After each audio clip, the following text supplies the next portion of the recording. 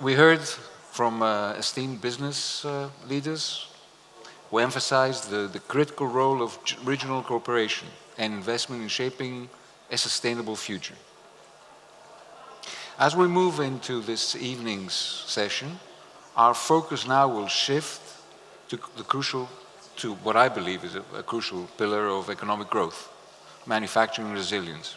And perhaps this is because of my personal professional perversion, but in the 6 years that I've been president of AmCham and 22 years of being involved in AmCham, this is probably the panel which I will enjoy the most, and thank you all for being part of it.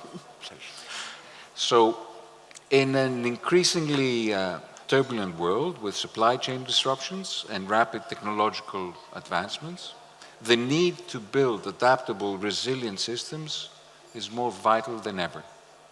So our panel, Manufacturing Resilience, Innovations and Supply Chain Reinvention in a Competitive World, will delve into the strategies and technologies that businesses must adopt to navigate these challenges effectively. We will explore critical areas, beginning with the role of regional manufacturing hubs and their contributions to the global supply chain. Next, we'll delve into the latest advancements in manufacturing technologies, including AI, IoT, and robotics, which will be transforming production processes. And we'll also examine strategies on how to strengthen supply chain resilience, highlighting case studies of successful adaptations. So, with no further ado, it is my pleasure to introduce our distinguished panelists who will guide us through this important discussion. So, first of all, Mr. Polat. And I've lost my notes here. Hold on a minute. Give me a second. This is where technology is failing us. Oh, yes, good. We're back. Mr. Bekir Polat, Vice President at the Investment Office of the Presidency of Türkiye, who brings deep insights into fostering investment and manufacturing development. I wanted to get it right, that's why I needed the notes. All right. Mr. George Welton, Executive Director of AmCham Georgia and GeoWell Research, an expert in regional economic trends. Ms. Mila Nenova, the Executive Director of Invest Bulgaria, specializing in Bulgaria's role as a manufacturing hub. Welcome. Professor Barış Tan, President of, I'm going to kill this. Özyeğin. Did I? Özyeğin, good enough. Good enough. University with expertise in manufacturing technologies, offering valuable academic and practical insights. And Mr. Aysan Hoşver, do I pronounce it? It's with the Director of Yeniköy, Plant Leader, Director and Yeniköy Plant Leader at Ford Otosan, which is one of the most advanced manufacturing operations in the region. So welcome all. So I was planning to give each and everyone a couple of minutes to perhaps do a few personal remarks, but I think I shall jump straight into the questions to save time and move on. President of AmCham Turkey is agreeing. So Mr. Polat, Turkey is a key player in global manufacturing and something you should be really proud of. I'm an admirer, seriously. What initiative is the country undertaking to enhance supply chain resilience amid global uncertainties? Well, thank you very much. Maybe just before kicking off, since the panel names as resilience, I'd like to welcome all the audiences, for resilient audiences, for keeping up till the last panel here today. Well, actually, you have been hearing all day long what makes Turkey resilient. When it comes to word of resilience, we have also a quick story, maybe, just right after the pandemic, when things are volatile and fragile. The international investors, we were holding meetings with them, and then they were telling us, Turkey is such a resilient country. And then we took this to our heart and then created a PR campaign, Turkey is your resilient partner. There are many reasons to, what makes Turkey resilient, but we would like to break them down to 4 value proposition, or say it also what makes Turkey resilience. It will be the same, but it will be a light wrap-up for everybody. The first one is the growth. Turkey is one of the fastest growing economies for the last 20 years, with average 5.4%. The second one is the strong reform agenda, which I will also mention a couple of things later on. The third one is the young, dynamic, and talented workforce, because there are many challenges, and aging is one of them, we believe, in the eyes of international investors and countries as well. And the third one, we will keep telling this because sometimes we say this too often, but the location. But the location, let alone, is not enough. That's why, just like you have been hearing again, Turkey has been pouring investment into the infrastructure and superstructure, digital, say it, health, etc., over $260 billion of investments, and many to come. Say it, from renewable energy capacity. At the moment, we have over 100 gigawatt of installed capacity. Half of it is from the renewables, but the target is higher. Same-wise, all the road network, middle corridor, one belt, one road, and everything, a number of airports, ports, etc. All those strengthening the natural location of Turkey, having this, of course, Turkish Airlines, we always mention this, they provide the connectivity. But I believe one thing, additional to all those, resilience is in the nature of this country as well, and in the people as well. That's what we keep hearing sometimes when we talk with the international investors. Some of the things are on the paper, facts and figures, but when we hear the stories, really, probably we will hear more. There are other soft factors making Turkey resilient. Additionally, we just announced our FDI strategy for 2024 and 2028 for the next 4 years. The backbone of this strategy is, of course, sustainability, digital and green transformation, and etc. And just last year, we had an award from UNCTAD because we have an SDG scoring mechanism in the office. So we evaluate projects by the ESG criteria. Of course, we would like to target more quality FDI or climate-friendly FDI. All are welcome, but that's with our capacity what we are after. So that's pretty much what I can tell about the resilience. Thank you so much. Thank you. I have a story which I'd like to share with you, which I told you I'm an admirer of Turkish industry, and this comes from my personal history. So my company is global supplier to IKEA, and the headquarters, the buying office of IKEA is in Istanbul. So several years ago, we were looking to find I don't know the name of the machine in English. It's a turning machine anyway. And torna. In Turkish, yes, torna. Like CNC machine. Yes, like something like. Well, it's a little bit less elaborate, but anyway.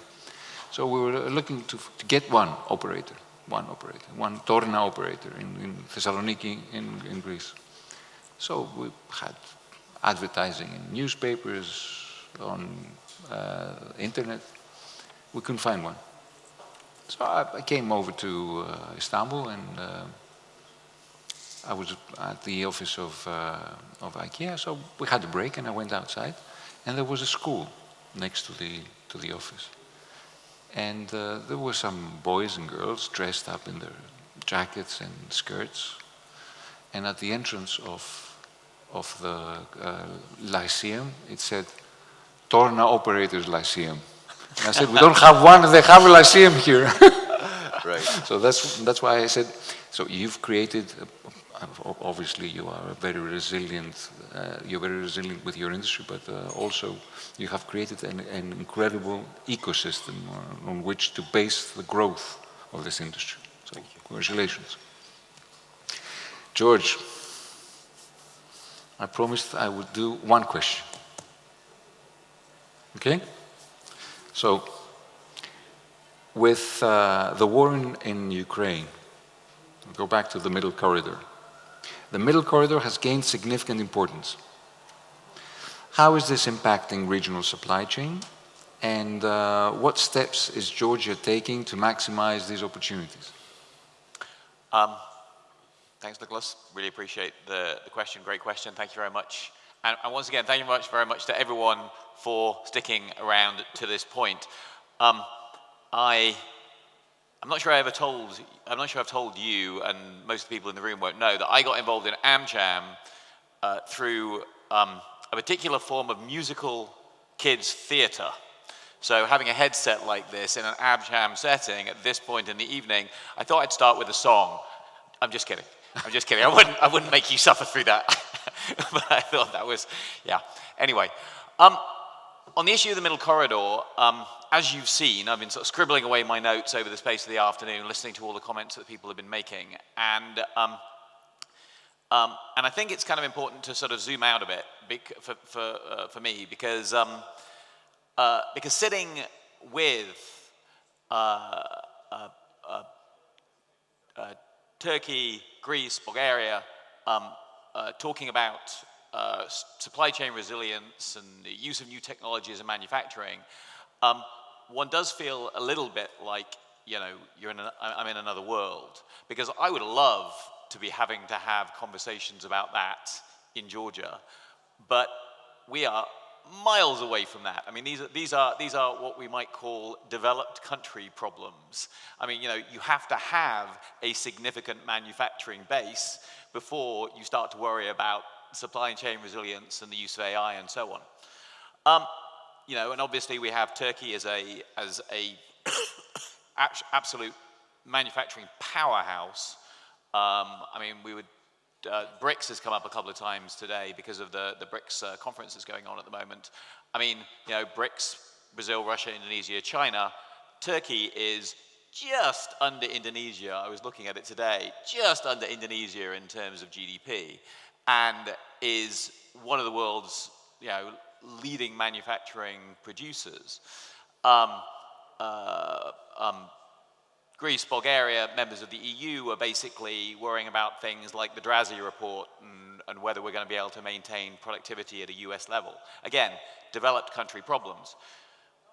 When you get to the other side of Turkey, and since we are the Eurasia Economic Forum, a lot of the countries we're talking about are on the other side of Turkey, and starting with Georgia and going across to Central Asia.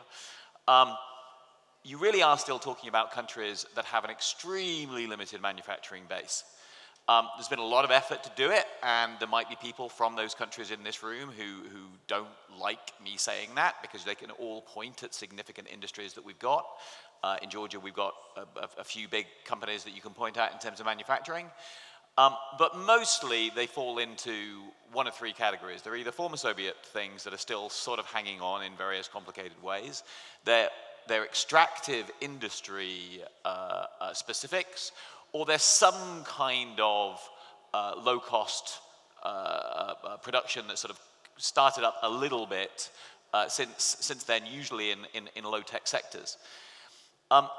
And obviously, it has been the desire of all of the countries across this region to try and expand and increase their manufacturing beyond that pool for a very, very long time.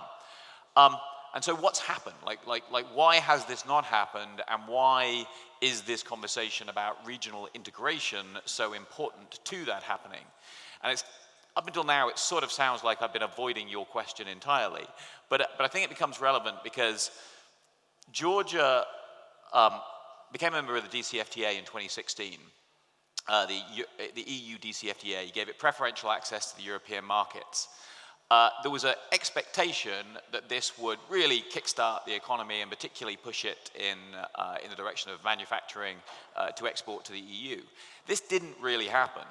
And it didn't really happen because tariffs were never really the problem in the first place. The reason why Georgia wasn't really doing the manufacturing production hadn't got to do with that. I mean, when countries are looking to try and attract investment, what they tend to think of is they try and sell themselves on the basis that their labor is cheap, that they have good transport and logistics links. Okay, so we can both tick all those boxes, and so can most of the countries in Eurasia.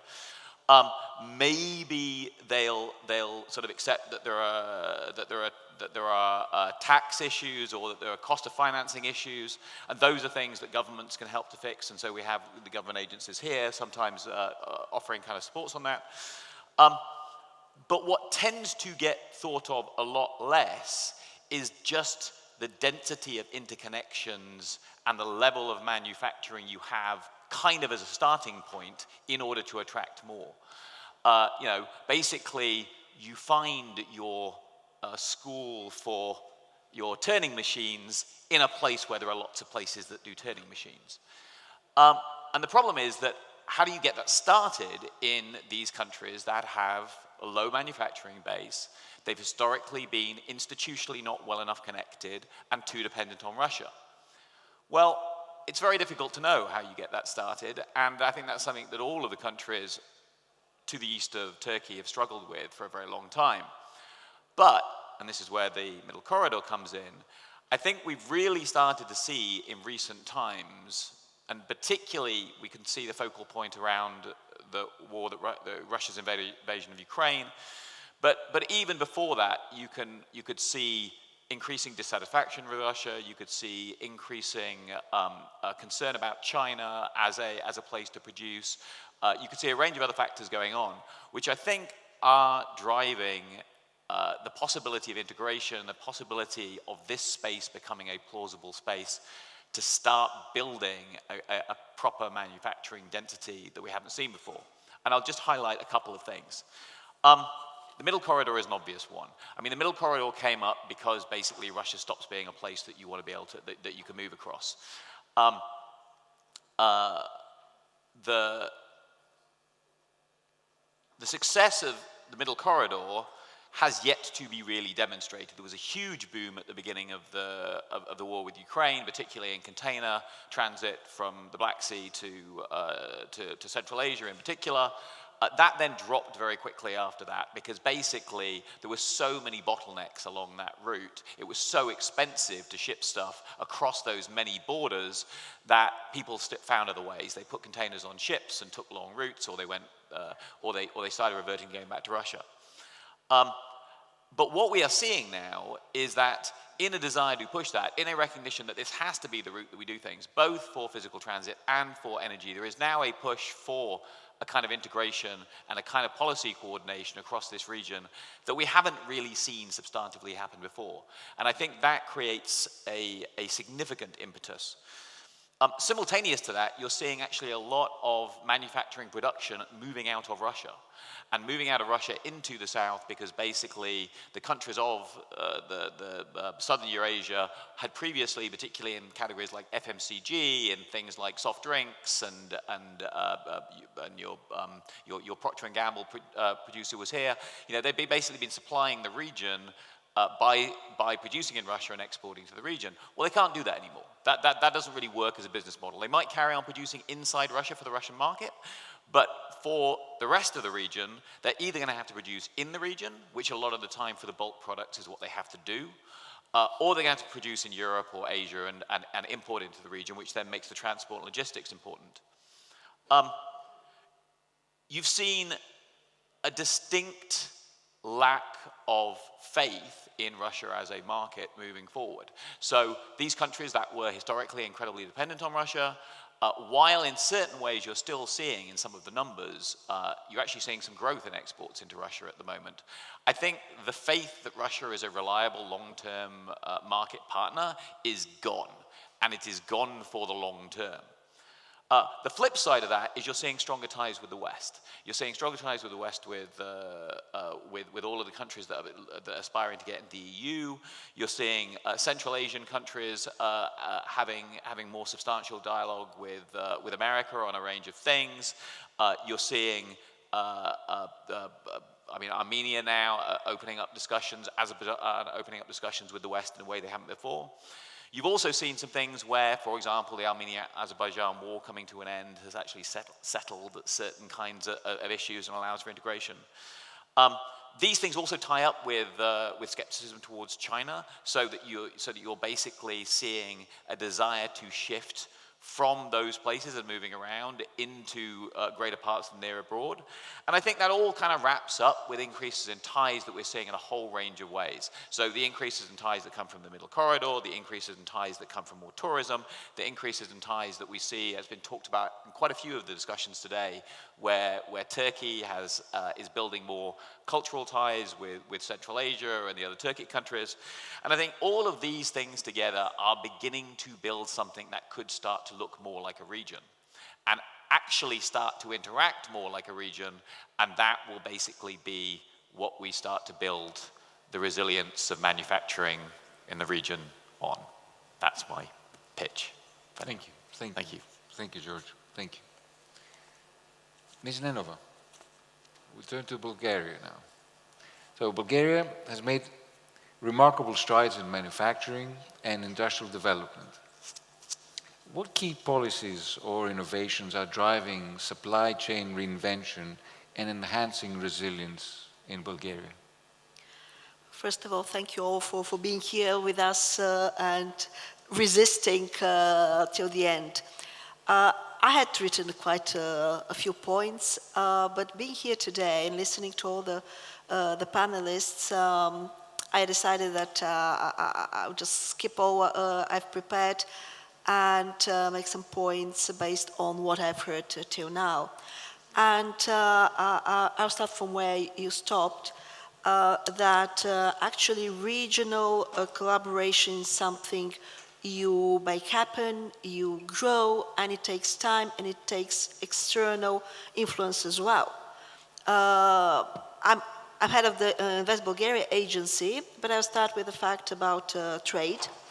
In the top five commercial partners of Bulgaria, you have Romania, Greece, and Turkey. So, and that hasn't been the case till very recently. I mean, it was, of course, Germany, but other countries. The neighboring countries were not our main trade partners. And it is crucial for any economy to start working with the neighbors, because that's the natural way. I mean, the business is looking for synergies and neighboring markets. And it's happening, and it's a natural process, and we are there, and that's very good. And the same is happening in a way with the investment, especially with Turkish companies. There's some very serious Turkish companies that have invested in Bulgaria. We, as you know, I mean, every country that presents here and speaks about itself starts with its strategic location. We are all in a strategic region, so that's very, very natural. We are the first European country beside the border, and on this crossroads, that's very important. That gives us, of course, some points, and we are attracting investment for that as well. What we've seen is that being a constantly growing economy, in the last 15 years we've been growing slowly but constantly, and sometimes with higher speed, except for 2 years. So the business is moving on, and government has created good conditions for that. The companies are investing very often in enlargements and in diversification of their businesses. So foreign companies that come usually then double and triple their investments. They start with one thing, they start with production, then they go to IT and R&D, or vice versa, or a big company comes and later on, or at the beginning, they invite their suppliers to come with them. And the business is moving in clusters, in groups, and that's very, very good.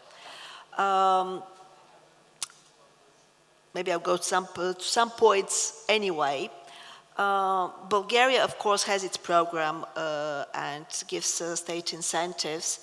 very similar to Greece, to Turkey, because we have the cashback grants, the fast track, the social security contributions, taxation, and that's very important, and of course infrastructure. But besides what we give to the single company, Bulgaria is developing its industrial zones. We have state-owned, we have private-owned. Here we have the best private industrial zone in Bulgaria, the president of the zone. Because what we've seen is with the high-tech productions, with these new technologies that are coming, the speed of the investment is of crucial importance.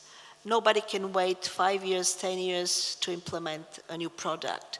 You need to be fast, you need to have all the conditions for a company to start right away building its factory and to start producing. Because what's today cutting edge technology, in 5 years it's obsolete. So that's very, very important to the companies, and we are working on that, financing the industrial zones, working on the infrastructure of the country. We have 5 international corridors passing through our country, so that's part of our national and international agreements as well. We have very talented people, and most of the foreign companies coming, they just point out the engineers, the IT specialists that think out of the box. That's one of the reasons we have a lot of R&D centers coming to Bulgaria and working very successfully. The digital transformation that's going on and the innovation hub that Bulgaria has become gives us really some push in the technologies.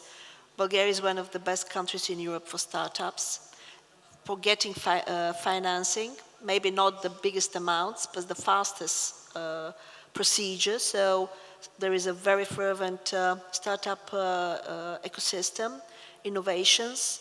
We have a major AI institute, research institute in Bulgaria, a supercomputer that is part of a network. So all the conditions for a digital economy, and all our incentives, all our efforts are to support and to attract companies that are high-tech companies, high value-added companies, export-orientated. And that's happening because Bulgaria is very competitive as costs, as taxation system, but it's an European country. We're not a cheap country. We have been. In the past we started like that, but that's not the case anymore. So what we are trying is to give the best conditions for the companies, because our role as government and as institution is to create the conditions so that the business can thrive and develop in our country. Thank you. What I heard from all three of you is the importance of infrastructure and creating a base on which to build and base this resilience. Thank you. So now we move to the academic viewpoint. So Professor Tan, how do you perceive manufacturing and supply chain innovations as contributing to resilience in today's volatile global environment? Could you provide some examples of trends? Okay, thank you very much. Thank you for the invitation. We have been using a collaboration term during the conference. I'd like to emphasize that as the president of Özyeğin University, we are open to all kinds of collaboration with all the organizations and companies, not only in Turkey, but in the whole region. But I am here in this panel not as the president of the university, but as someone, a researcher who directs European projects related to cloud manufacturing, supply chain management, digital twin innovation. So I will answer your question about resilient supply chains in the following way. How can we actually design a resilient supply chain? So if you ask this question, you have to ask this question at different levels. So if you ask this question for a company operating in Greece or in Turkey, the approach is different.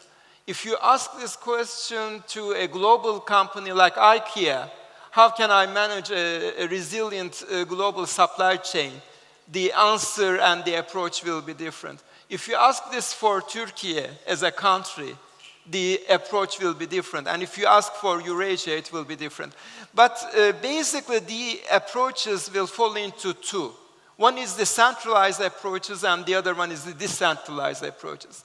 What I mean by centralized approach is if you are a company or like IKEA, and if you have full control of your global supply chain, if you want to design this in the best way possible, you are trying to basically balance the total supply chain operating cost with the goals for value creation, availability, and time to market. So that's what many companies are doing to design and operate their supply chains. In recent years, in addition to this cost and service level, sustainability also has become a part of this formula. But when we talk about designing in this particular way, companies have been accounting for uncertainty in supply and demand for many years, so it is not something new. Resilience is actually designing the supply chain in a way that will continue its functioning under the effect of uncertainty, but that uncertainty is a little bit different because we want our supply chains to continue its operation when you have a disruption happens anywhere in the global supply chain, and that disruption continues for a period of time. And you don't know that period, and you don't know what that failure will happen. So if you need resilience, you need flexibility, and you need the ability to react whenever that disruption happens. So if you want to connect this to technology kind of discussions, you use digital twins in a predictive way. You combine digital twins with advanced analytics to design in a particular way. So that is the kind of technology helping the question of designing the resilient supply chain. So resilience requires flexibility. So if a supplier located in Turkey cannot continue because of a natural disaster, for example, so what will they do? So they need an alternative supplier somewhere in the world. So the question becomes, how are you going to make it sure that that alternative supplier will reserve its capacity for you? Then it becomes the business model innovation question. So you need tools like markets, platforms, where you can buy and sell manufacturing capacity.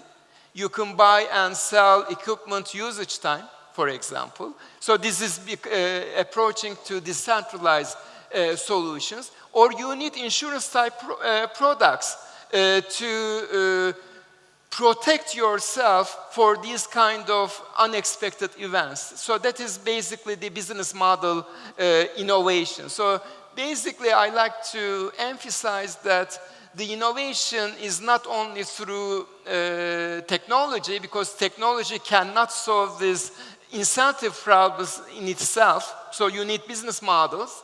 But these business models are easier to implement right now because the technology enables that. For example, you know, when you talk about the resilience, and if you ask about where in the supply chain an interruption will affect my operation, you need full supply chain visibility. So in order to have full supply chain visibility, you need technologies like blockchain and so on, so that you know where it is. For the platforms, again, you need the technology to support these kind of activities. So basically, you know, the short answer to your question, you need innovation, but not only in technology and business model. And the question to supply chain resilience will be given differently for companies, for global supply chains, and for countries and regions in a different way. Thank you so much. I love this insight, and I like the use of real-life examples to, to portray a point. Great, thank you so much. Now, I've been a student of the Lighthouse Network, and while we were preparing for this panel, Aysan told me that his plant is part of the network. Correct. So I'm really proud to be sitting in the same panel with you. Thank you. And I'm looking forward to listening to you. So, Aysan, as a leader in the automotive industry, what are the pros and cons for Otosan in positioning Turkey as a manufacturing and R&D hub? Okay, thank you. I know that we said no introduction, but I would like to use this opportunity. No, please go ahead. I'm very honored to be with my professor because I got my initial operations lecture from him in my executive MBA, and currently I'm running the operations of Ford Otosan. So what I learned from him kind of worked for me, so thanks to my professor. So,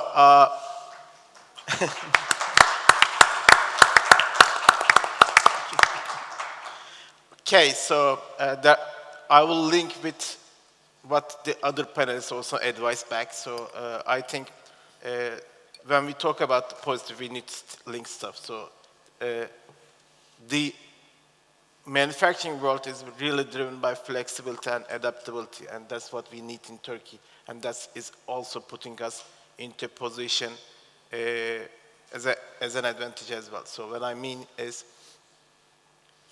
we have the Eastern competitors, OEMs, getting into the market, so we need to be doing something different. And what is the added value for our business is, in Turkey, we are running our business very flexible. What I mean is flexibility. We have a fluctuating demand, so we need to be able to manage that with our workload, being able to adapt that when the demand is increasing with overtime or with our skilled workforce. And when there is a demand is down, we need to be able to manage that with sliding to other operations as well. So I think also our being reactive and proactive to being flexible and adaptable is kind of what we have, what has helped us a lot to be the hub for Ford Motor Company, because we are currently building all commercial vehicles of Ford Motor Company, and that was the story. That didn't start that way. So initially we were a contracted manufacturer, then we built a plant, and in that plant we were supposed to build 100,000 units, 100,000 units, and with the flexibility, innovation, and adaptability, we were able to triple our volume by 3 times in the same footprint. And I think that is driven by innovation, technology, flexibility, and adaptability.